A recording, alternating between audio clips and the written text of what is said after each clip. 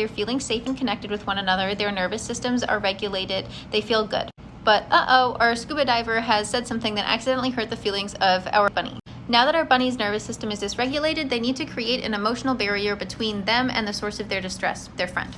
So our bunny's going to change his body language to pull away from the scuba diver. He's going to limit his expressivity and tone, and he's going to stop contributing so much to conversation. Our scuba diver, as another feelings-based processor and feelings-first communicator, is not only going to pick up on the changes in the bunny, but he's going to accurately interpret the message within them, which is that the bunny is feeling dysregulated and unsafe in the relationship. So our scuba diver is going to recognize that they're now engaging in a shared negative feeling, and that he's going to need to create a shared positive feeling for the bunny to be regulated enough to engage in negative information exchange. So our scuba diver is going to get closer to our bunny. He's going to soften his tone to signal feelings of safety, connectedness, and concern, and he's going to ask the bunny what's wrong. If our bunny denies that anything is wrong, our scuba diver is going to understand that the bunny needs more help in regulating their nervous system before they're going to be able to tolerate negative information exchange. Once the two feel safe and regulated enough to engage in negative information exchange, they'll discuss the conflict and be able to resolve it. So they're sharing their feelings first and then discussing them, which resolves the conflict and strengthens the relationship.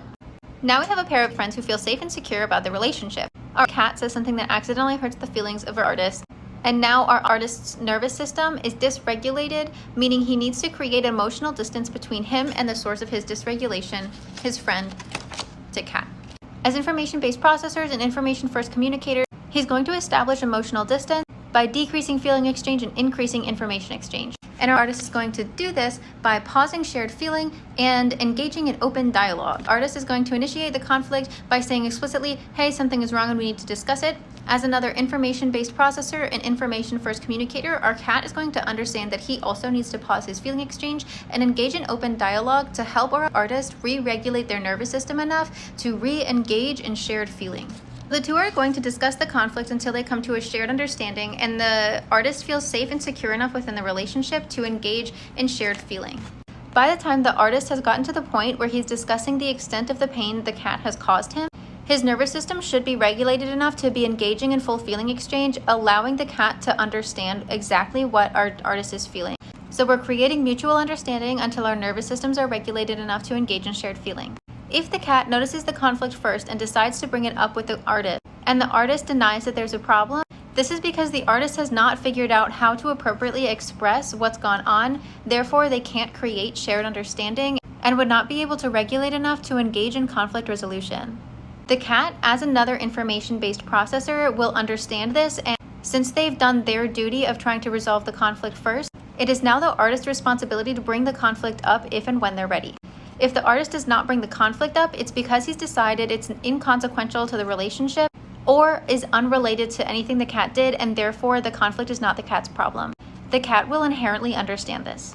Once all of the appropriate steps of conflict resolution have been taken, the conflict can be successfully resolved, strengthening the connection within the relationship and increasing the likelihood of their ability to resolve conflict in the future. So let's say our cat and our bunny are in a friendship together. They're feeling safe, secure, regulated, and connected. Let's say our cat says something that accidentally hurts the feelings of our bunny. As a feelings-based processor and feelings-first communicator, Bunny is going to communicate that he's feeling dysregulated, disconnected, and insecure about the state of their relationship through feeling. He's also going to expect his partner to be able to accurately interpret the message within the shared feeling without further explanation, because it should be understood that trying to engage in negative information exchange will further dysregulate the bunny, which isn't fair to do without first helping the bunny re-regulate his nervous system by engaging in a shared positive feeling. However, our cat is not a feelings-based processor and is not a feelings-based communicator. Our cat is not going to understand the feelings-based message being sent by our bunny without first receiving the context of the information regarding the state of the feeling. So our cat needs the context of the information to interpret the feeling and is going to ask the bunny to please provide that context. As an information-based communicator and information-first processor who creates shared understanding and regulates their nervous system through direct information exchange, our cat is not going to understand that our bunny needs help in regulating their nervous system by creating shared understanding through a shared feeling. And this adds to the conflict for a couple of reasons. So our bunny is experiencing the original wound of the original conflict, plus the additional wound of the cat not helping in emotional regulation by engaging in shared feeling, plus the additional wound of the cat trying to jump right into direct negative information exchange without first establishing shared feeling and helping the bunny regulate his nervous system. So now we have 3 conflicts instead of just 1. Because of these 3 additional conflicts, our bunny is going to assume when our bunny initiated the conflict, the cat were not willing to help our bunny re-regulate their nervous system, and the cat directly asked what was going on, bypassing the responsibility to help the bunny regulate their nervous system, which tells the bunny that they intentionally hurt them, intentionally are skipping the shared feeling exchange, and are intentionally denying them nervous system regulation, all of which wounds the bunny further. So bunny is feeling very dysregulated and very unsafe, and is definitely not feeling ready to talk about what's going on. Likely they will not feel comfortable discussing this conflict with the cat. They believe the cat intended for the conflict to happen, causing the conflict to go unresolved, weakening the relationship, increasing the chance of future conflict, and decreasing the likelihood of the 2 being able to successfully resolve the conflict. What makes this more difficult is the cat does not recognize that there was conflict to begin with.